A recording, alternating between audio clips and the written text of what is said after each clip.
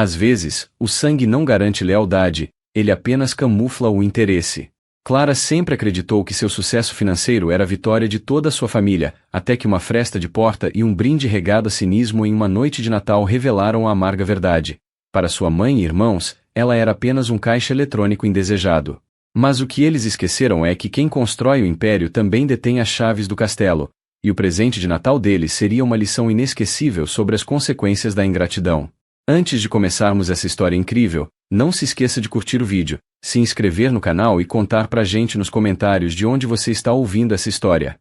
O céu de Curitiba naquela noite de 24 de dezembro não tinha nada de misericordioso. Uma garoa fina e gelada insistia em embaçar o para-brisa do meu carro, enquanto eu manobrava pelas ruas arborizadas de Santa Felicidade. O relógio no painel marcava quase 10 da noite. Eu estava exausta. Meus ombros pesavam como se eu estivesse carregando o mundo neles, e, de certa forma, eu estava. Como diretora executiva da rede de logística que eu mesma fundei do zero, os últimos meses tinham sido um borrão de planilhas, negociações sindicais e noites em claro para garantir que todos os meus funcionários recebessem o 13º adiantado e os bônus de produção. Eu queria que eles tivessem um Natal farto.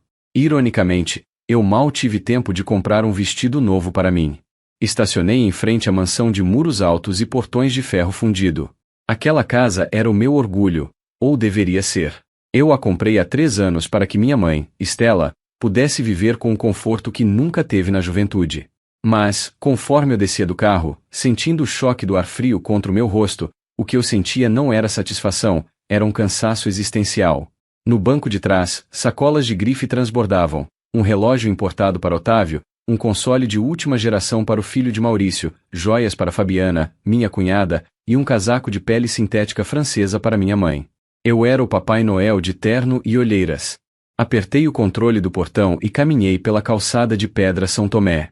A iluminação de Natal que eu paguei para uma empresa instalar brilhava em tons de azul e prata, refletindo nas poças d'água. Antes de tocar a campainha, percebi que a porta principal estava apenas encostada. O som de risadas altas e o tilintar de cristais escapavam para o jardim. Parei por um segundo, respirando fundo o cheiro de pinheiro úmido e o aroma distante de peru assado que vinha da cozinha. Eu só queria um abraço e um prato de comida quente. Ao me aproximar da fresta da porta, ouvi a voz de Otávio, meu irmão mais velho, sempre carregada daquela arrogância de quem nunca precisou suar a camisa para pagar um boleto, já que eu o mantinha em um cargo de gerência onde ele mal aparecia para trabalhar. Já passamos das 10. Será que a general finalmente nos deu uma folga hoje? Ele disse, e ouvi o som de vinho sendo servido. Graças a Deus, a Clara não apareceu ainda, respondeu Maurício, meu outro irmão, com um tom de deboche que me cortou como uma lâmina fria. O Natal fica muito mais leve sem as palestras dela sobre eficiência e foco no mercado. Ninguém queria ela aqui hoje estragando o clima com aquele ar de superioridade de quem paga as contas. Meu coração falhou uma batida. Fiquei paralisada, com a mão suspensa no ar, a poucos centímetros da madeira entalhada da porta. Eu esperava que minha mãe, Stella, desse um basta naquilo. Ela sabia o quanto eu tinha trabalhado. Ela sabia que eu tinha acabado de sair da empresa para passar o Natal com eles. Mas o que ouvi a seguir foi o golpe final. Ah, meninos, deixem disso. A voz de minha mãe surgiu, entremeada por uma risadinha cínica que eu nunca tinha ouvido antes. Vocês sabem como ela é. Clara adora se sentir a mártir da família. Ela faz questão de chegar atrasada só para todos notarem o quanto ela se sacrifica. Mas confesso, é um alívio não ter que ouvir ela reclamando do preço da decoração ou do buffet. Vamos brindar a nossa paz. A nossa noite sem a Clara. Saúde! Gritaram os 3 em coro, seguido pelo som dos copos de cristal, que eu havia trazido da minha última viagem em República Tcheca, se batendo em um brinde festivo. O frio que eu sentia lá fora não era nada comparado ao gelo que se instalou no meu peito. Eu não era uma pessoa, eu era um provedor indesejado. Para eles, minha presença era um preço a pagar pelo luxo que desfrutavam, e naquele momento, eles estavam celebrando o fato de não terem que pagar esse preço. Senti o gosto amargo da traição subindo pela garganta. Anos de abdicação, de pagar as dívidas de jogo de Otávio, de financiar os negócios fracassados de Maurício e de garantir que minha mãe vivesse como uma rainha, tudo desmoronou em uma frase. Recuei lentamente. Meus saltos não faziam barulho no tapete de entrada que eu mesma escolhera. Voltei para o carro sob a chuva que agora apertava. Joguei as sacolas de presentes no chão do passageiro com uma fúria silenciosa. Entrei no veículo e bati a porta, o som ecoando na rua deserta. Minhas mãos tremiam no volante, mas não era de frio. Era de uma clareza absoluta e cortante. Liguei o motor, mas não dei partida. Peguei meu celular e disquei um número que eu conhecia de cor. Dr. Alencastro, meu advogado e braço direito há uma década, atendeu no terceiro toque. Clara? Aconteceu alguma coisa? São quase 10h30 da noite de Natal. A voz dele estava preocupada. Alencastro, sinto muito interromper sua ceia. Mas preciso de uma ação imediata. Lembra da cláusula de usufruto da mansão de Santa Felicidade? E do contrato de comodato dos veículos que os meus irmãos usam? Sim, claro. Está tudo vinculado à holding. Eles têm o direito de uso enquanto você permitir, como discutimos na última reestruturação patrimonial. Por quê? Eu quero que você acione a empresa de segurança privada agora. Quero a notificação de desocupação imediata por quebra de conduta prevista no contrato de manutenção. Além disso, envie o comando de bloqueio remoto para o rastreador do SUV do Otávio e do sedã do Maurício. Agora, Alencastro. Em 20 minutos, quero aquela festa encerrada. Clara, você tem certeza? É Natal. Ele hesitou por um segundo. Eles acabaram de brindar a minha ausência, Alencastro. Eles não querem a Clara? Pois bem, eles vão ter exatamente o que pediram. A Clara, o dinheiro dela e as propriedades dela estão saindo da vida deles agora mesmo. Desliguei o telefone. Olhei pelo retrovisor para a casa iluminada, onde as luzes de Natal ainda piscavam, alheias à tempestade que estava prestes a desabar lá dentro. Eu não choraria. Eu tinha construído um império, e estava na hora de mostrar para aqueles parasitas que, sem o alicerce, o teto sempre cai. Manobrei o carro e saí dali, sentindo, pela primeira vez em anos, um peso saindo dos meus ombros, substituído por uma determinação gélida. A festa de Natal da família acabaria em 20 minutos, mas a minha libertação estava apenas começando. O asfalto molhado da Avenida Manuel Ribas refletia as luzes avermelhadas dos semáforos, criando um rastro de sangue luminoso que parecia guiar o meu caminho para longe daquela farsa. Eu dirigia sem um destino imediato, apenas sentindo a vibração do motor do meu SUV sob as mãos, um lembrete físico de que as únicas coisas que eu realmente possuía eram aquelas que eu havia conquistado com o meu próprio esforço. O silêncio dentro do carro era denso, interrompido apenas pelo ritmo hipnótico dos limpadores de para-brisa. Eu me lembrava, com uma nitidez dolorosa, de cada feriado que passei trabalhando no galpão da empresa, cercada por caixas e empilhadeiras, enquanto enviava transferências bancárias para que Maurício pudesse passar o verão em Jurerê Internacional ou para que Otávio trocasse de carro pela terceira vez no mesmo ano. Eu era a general, não era? Pois bem, um general sabe exatamente quando é hora de bombardear as próprias pontes para impedir que o inimigo avance. Meu relógio inteligente vibrou no pulso. Era uma notificação do sistema de monitoramento remoto da mansão. Através da tela, eu podia ver o registro em tempo real. Os códigos de acesso dos portões haviam sido revogados. O cronômetro que eu mentalmente disparei quando desliguei com Alencastro estava correndo. Eu sabia exatamente o que estava acontecendo agora. A Alfa Segurança Privada, empresa que presta serviço para minha holding, já deveria ter enviado a unidade tática que fica de prontidão no bairro. Imaginei a cena, 2 homens altos, de fardas pretas e feições impenetráveis, batendo a porta daquela ceia regada à hipocrisia, portando a notificação judicial de retomada de posse e a ordem de desocupação imediata por descumprimento contratual. De repente, o painel do carro iluminou-se com o nome de minha mãe. Estela. Hesitei por 3 segundos, ouvindo o toque polifônico que agora me soava como um alarme de incêndio. Atendi, mas não disse uma palavra. O som que veio do outro lado não era mais a risadinha cínica que eu ouvira minutos atrás. Era um ruído de confusão e pânico. Clara. Clara, pelo amor de Deus, onde você está? A voz dela estava trêmula, estridente. Tem uns homens aqui na sala.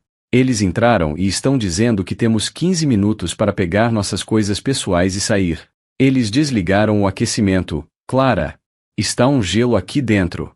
Diga a eles que isso é um erro, agora. Não é um erro, mamãe, respondi, e minha própria voz soou estranha para mim, fria como o inverno de Curitiba, desprovida de qualquer vestígio daquela filha compreensiva que sempre cedia. Vocês brindaram a minha ausência, lembram? Eu ouvi tudo da porta. Vocês disseram que a noite ficaria mais leve sem mim, que ninguém me queria aí. Então, eu decidi realizar o desejo de vocês da forma mais completa possível. Se vocês não querem a minha presença, não podem querer o meu teto, a minha comida ou o aquecimento que eu pago. Houve um silêncio mortal do outro lado da linha. Eu quase podia ouvir as engrenagens da cabeça dela tentando processar que a fonte de renda havia secado.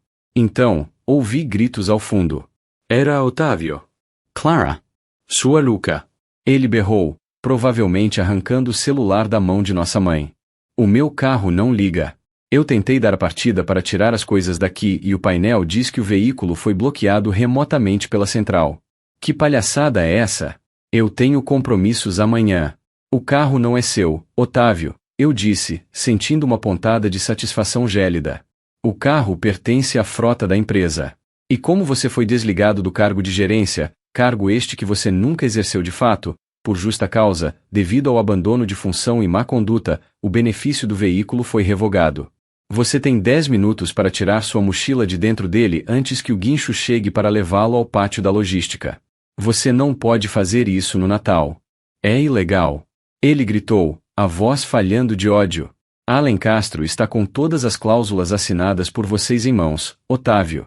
Vocês assinaram contratos de comodato e usufruto que previam a retomada imediata em caso de desrespeito aos termos da holding.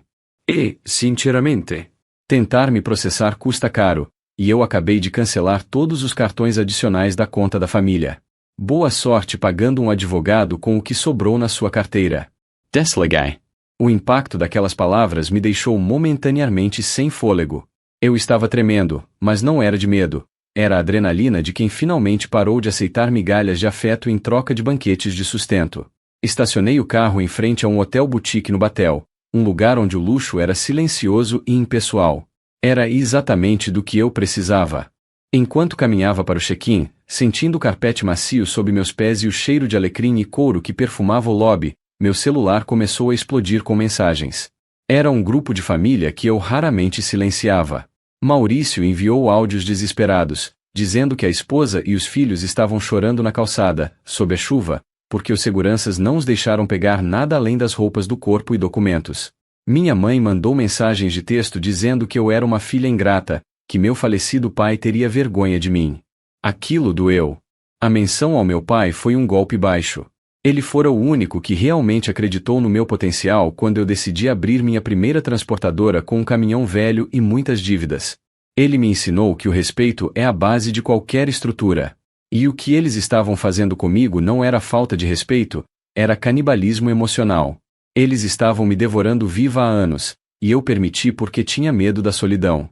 Mas, naquela noite, percebi que estar sozinha em uma suíte de hotel era muito menos solitário do que estar rodeada de pessoas que me odiavam enquanto bebiam o meu vinho. Fui para o meu quarto no 12º andar. A vista mostrava as luzes da cidade borradas pela garoa. Abri uma garrafa de água mineral e me sentei na poltrona de veludo, observando o telefone brilhar incessantemente sobre a mesa de cabeceira. Otávio ligou de novo. Maurício tentou uma chamada de vídeo. Eu não atendi. Liguei novamente para Alencastro. Eles já saíram? Pagante. Sim, Clara. O relatório da equipe de segurança confirma que a residência está vazia e trancada. As chaves e os controles foram recolhidos. Os veículos bloqueados serão removidos para o depósito na primeira hora da manhã. Sua mãe e seus irmãos pegaram um táxi. Parece que foram para a casa de uma tia em São José dos Pinhais. Ótimo, eu disse, fechando os olhos. Amanhã, quero que você inicie o processo de auditoria em todos os gastos da holding relacionados a eles nos últimos 5 anos. Se houver qualquer irregularidade, qualquer nota fiscal fria que o Otávio tenha passado pela empresa, eu quero denúncia formal. Não vou apenas tirar o luxo, Alencastro. Eu vou mostrar a eles o peso da realidade. Vai ser uma guerra, Clara. Você está preparada? Alencastro, a guerra começou quando eles brindaram a minha ausência. Eu só estou terminando a festa. Desliguei e caminhei até a janela. Lá fora, o Natal continuava para o resto do mundo. Mas para a família que eu conhecia, o tempo de vacas gordas tinha acabado. E o pior, ou melhor, ainda estava por vir. Eu ainda tinha 3 dias antes do ano novo para desmontar, peça por peça, cada privilégio que eles achavam que era um direito adquirido. A general finalmente tinha entrado em campo, e eu não aceitaria nada menos que a rendição total. O sol do dia 26 de dezembro nasceu pálido, filtrado pelas cortinas de linho cinza da minha suíte no Batel. Curitiba parecia ter acordado com uma ressaca coletiva, mas a minha clareza era absoluta. Dormi melhor naquelas poucas horas de silêncio absoluto do que em todos os meses em que vivi sob o mesmo teto, ou pagando o teto, daquelas pessoas. Pedi o café da manhã no quarto, um expresso duplo, ovos beneditinos e uma fatia de pão de fermentação natural. O sabor era nítido, real. Eu não precisava mais engolir o amargor das críticas disfarçadas de preocupação enquanto tomava o café na mansão de Santa Felicidade. Às 9 da manhã, eu já estava no meu escritório, no 30º andar de um prédio comercial envidraçado no centro. O ar-condicionado sussurrava uma melodia metálica constante. Rogério Alencastro já me esperava com uma pasta de couro estufada e 3 xícaras de café vazias sobre a mesa de mogno. Ele parecia não ter dormido, mas seus olhos brilhavam com o tipo de intensidade que só um advogado brilhante possui quando encontra o fio da meada. Clara, eu comecei a puxar os extratos da conta de representação que o Otávio gerenciava, Rogério disse, sem preâmbulos, espalhando uma série de planilhas sobre a mesa. O que encontramos aqui não é apenas incompetência. É má-fé estruturada. Ele estava desviando cerca de 20% do valor dos contratos de manutenção da frota para uma empresa de fachada em nome de um laranja. Uma tal de Sul-Log Peças. Sabe quem é o dono no papel? O primo da Fabiana, sua cunhada. Senti um peso no estômago, mas não era surpresa. Era a confirmação técnica de uma dor que eu já sentia na alma. Eu pagava o salário dele, os bônus, o carro, o plano de saúde da família dele, e ele ainda sentia a necessidade de me roubar pelas costas. Eu o coloquei lá para que ele tivesse dignidade, mas ele preferiu a ganância clandestina. E o Maurício? Perguntei, cruzando os braços e observando a garoa que voltava a fustigar os vidros do escritório. O Maurício foi mais criativo. Rogério suspirou, ajustando os óculos. Ele usou o fundo de reserva da holding, que você deu acesso para emergências imobiliárias, para investir em criptoativos de alto risco e esquemas de pirâmide. Ele perdeu quase R$800 mil nos últimos 18 meses. Para cobrir o buraco antes da sua auditoria anual, ele falsificou assinaturas em 2 contratos de locação de galpões que nem sequer existem. Eles acharam que eu nunca olharia para baixo, murmurei, sentindo uma risada seca brotar na garganta. Eles acharam que a general estava ocupada demais ganhando dinheiro para perceber como eles o gastavam. Meu telefone vibrou sobre a mesa. Era um número desconhecido, mas eu sabia o prefixo. Era de São José dos Pinhais. Provavelmente o telefone da minha tia Odete, a única parente que ainda os aturava. Atendi no viva voz, para que Rogério pudesse ouvir. Clara? Sou eu, Maurício. Por favor, não desliga. A voz dele estava rouca, desprovida de qualquer traço daquela arrogância natalina. A mamãe passou mal à noite. A pressão dela subiu muito. Estamos aqui na Odete, mas é um ovo, Clara. Meus filhos estão dormindo em colchonetes na sala. A Fabiana não para de chorar. A gente cometeu um erro, foi o álcool, a gente não pensa aquelas coisas de você. O álcool apenas liberta a verdade que a sobriedade tenta esconder, Maurício, respondi, com uma calma que parecia incomodá-lo mais do que se eu estivesse gritando. E eu não estou falando apenas do brinde. Estou falando da Sul-Log Peças. Estou falando dos R$800 mil que você vaporizou em pirâmides financeiras usando o nome da minha holding. Houve um silêncio súbito do outro lado. O som da respiração ofegante dele era a única coisa que preenchia a sala. Como você? Clara, a gente pode explicar. Era para a família. Eu queria multiplicar o capital para não dependermos tanto de você. Mentira, interrompi. Você queria o luxo sem o mérito. Você queria ser o dono do jogo sem nunca ter sentado à mesa para aprender as regras. Escute bem, Alencastro está aqui comigo. Já demos entrada na revogação total de todos os privilégios. As contas de vocês foram notificadas por fraude. Se vocês tentarem vender qualquer bem que esteja em nome das empresas, a polícia será acionada imediatamente. E sobre a nossa mãe, se ela estiver passando mal, leve-a a um hospital público. O plano de saúde executivo que eu pagava para ela e para todos vocês foi cancelado à meia-noite. Você é um monstro. Foi a voz de Otávio que surgiu ao fundo, gritando. Você vai deixar sua própria mãe morrer por causa de orgulho? Não é orgulho, Otávio. É consequência. Se ela está doente, é pelo peso da consciência de ter criado 2 parasitas e ter se tornado uma também. Eu dei a vocês o mundo, e vocês tentaram me enterrar nele. Agora, aprendam a caminhar sobre a terra que vocês mesmos cavaram. Desligai. Rogério me olhou com uma mistura de respeito e preocupação. Ele sabia que, por trás daquela armadura de executiva implacável, havia uma mulher que tinha acabado de amputar a própria família para salvar a própria vida. O que vem a seguir, Clara? Ele perguntou suavemente. O golpe de misericórdia, Rogério. Quero que você prepare a venda da mansão de Santa Felicidade. Não quero mais aquele imóvel no meu portfólio. E quero que as notas de débito por desvio de capital sejam enviadas formalmente para os endereços deles. Eles têm 10 dias para apresentar uma proposta de ressarcimento ou eu entrarei com a queixa-crime. Eles não têm um centavo, Clara. Você sabe disso. Eu sei. Mas eles têm tempo. Tempo para pensar no que fizeram enquanto procuram um emprego de salário mínimo para pagar os advogados que não poderão contratar.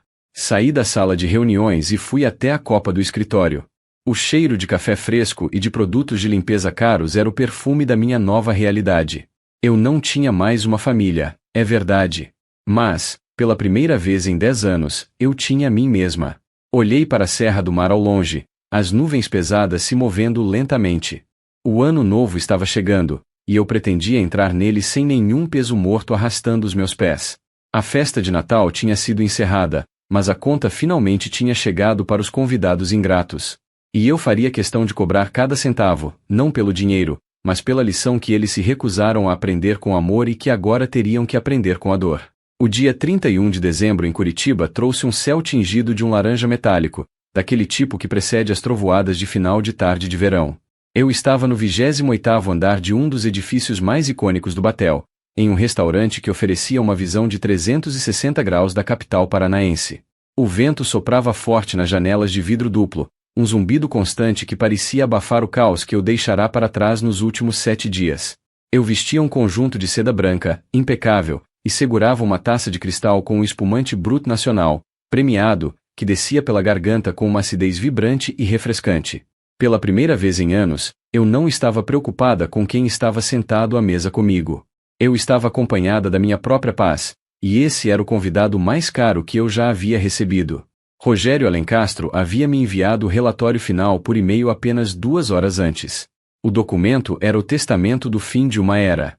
A mansão em Santa Felicidade fora vendida em tempo recorde para um investidor de Santa Catarina que não fez perguntas. O valor, embora abaixo do mercado pela pressa, já estava depositado em uma conta de investimentos que meus irmãos e minha mãe jamais teriam o poder de tocar. Otávio e Maurício, após 3 dias de bravatas e ameaças vazias via mensagens de áudio, finalmente sucumbiram à realidade quando a notificação da queixa-crime por estelionato e desvio de fundos chegou às mãos deles, entregue por um oficial de justiça na casa humilde da tia Odete. Imaginei a cena, o cheiro de mofo e fritura da cozinha de Odete misturado ao perfume barato que a Fabiana insistia em usar, enquanto eles liam as palavras réu e indiciamento. Meu telefone, que eu mantinha em modo silencioso sobre a toalha de linho, brilhou. Era uma mensagem de texto de minha mãe.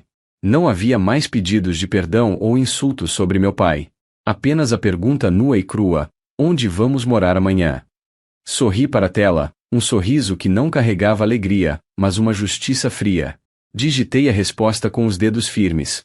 Onde o suor do trabalho de vocês puder pagar. Eu já paguei o aluguel do primeiro mês de um apartamento de 2 quartos no Pinheirinho. Está no nome do Maurício. A partir de fevereiro, a conta é de vocês. Os currículos de vocês foram enviados para agências de emprego de nível operacional. Sugiro que não faltem as entrevistas. Bloqueei o número. A sensação de cortar aquele cordão umbilical, que já estava apodrecido há muito tempo, foi como remover um estilhaço de vidro que estava alojado na minha carne. Doía, sim, mas era a dor da cicatrização. Olhei para a Serra do Mar no horizonte, as nuvens pesadas começando a despejar a chuva típica de fim de ano sobre os pinheirais. Eu me lembrava de cada Natal em que eu fingia não ver os olhares de desdém quando eu falava de negócios. Lembrava-me das vezes em que Maurício esquecia a carteira em jantares caros, e de como Otávio ria pelas costas quando eu dizia que estava cansada. O brinde que eu ouvirá na noite de Natal não foi o início da traição. Foi apenas o ponto de exclamação de uma frase que eles vinham escrevendo há décadas. O garçom aproximou-se silenciosamente, oferecendo-me um antipasto de queijo brie com mel de flores de laranjeira. O aroma doce e terroso preencheu o espaço entre nós. Deseja algo mais, Dona Clara? Ele perguntou, com uma deferência que eu sabia que era comprada, mas que, ao contrário da minha família, era honesta em sua transação. Apenas o silêncio, por favor, respondi, e ele assentiu, retirando-se com a elegância de quem entende o valor da privacidade. Voltei meus pensamentos para minha empresa. Naquela manhã, eu havia assinado a promoção de 3 funcionários que estavam comigo desde o início. Pessoas que vinham de bairros distantes, que pegavam 2 ônibus para chegar ao galpão e que nunca haviam me roubado um centavo ou um minuto de lealdade. O bônus que antes ia para as futilidades de Otávio agora seria transformado em bolsas de estudo para os filhos desses trabalhadores. Essa era minha verdadeira família agora, as pessoas que ajudavam a construir o império, e não aquelas que apenas queriam herdar as ruínas. A chuva finalmente atingiu o vidro do restaurante com um estalo seco. As gotas escorriam em trajetórias imprevisíveis, limpando a poeira da fachada. Senti uma onda de gratidão por aquela chuva. Curitiba estava sendo lavada, e eu também. Amanhã, 1º de janeiro de 2026, eu não seria mais a general que sustentava um exército de desertores. Eu seria apenas Clara, a mulher que aprendeu que o amor que precisa ser comprado nunca é amor, é apenas um contrato de locação mal formulado. E, como qualquer boa gestora, eu sabia que alguns contratos precisam ser rescindidos para que a empresa não vá à falência emocional. Tomei o último gole do espumante. O relógio no meu pulso, um modelo simples e funcional que eu preferia às joias espalhafatosas que eu dava para Fabiana e minha mãe, marcava 18 horas. O ano estava acabando. Levantei-me, deixei uma gorjeta generosa sobre a mesa e caminhei em direção ao elevador. Enquanto as portas de metal se fechavam, vi meu reflexo no espelho. Meus olhos estavam límpidos, sem as sombras da culpa que me assombraram por tanto tempo. A vingança não foi vê-los na miséria, embora a realidade do Pinheirinho fosse um choque necessário para quem vivia sob o meu usufruto em santa felicidade. A verdadeira vingança foi a minha indiferença. Foi o momento em que percebi que a opinião deles, o brinde deles e a existência deles não tinham mais o poder de alterar o meu batimento cardíaco. Eu saí do prédio e senti o cheiro de terra molhada, o famoso petricor que sobe do asfalto quente após a chuva. Respirei fundo. O ar era puro, gelado e livre. Entrei no meu carro, coloquei minha música favorita para tocar e dirigi em direção ao meu novo loft. Um espaço menor, mais moderno, onde não haveria quartos para irmãos parasitas ou salas de jantar para mães ingratas. Apenas eu, meus projetos e a certeza de que, de agora em diante, cada brinde feito na minha presença ou na minha ausência seria por mérito, e nunca mais por conveniência. O Natal deles foi o fim de uma mentira, o meu ano novo era o começo de uma verdade absoluta. Eu estava, finalmente, em casa, e dessa vez, a chave só pertencia a mim.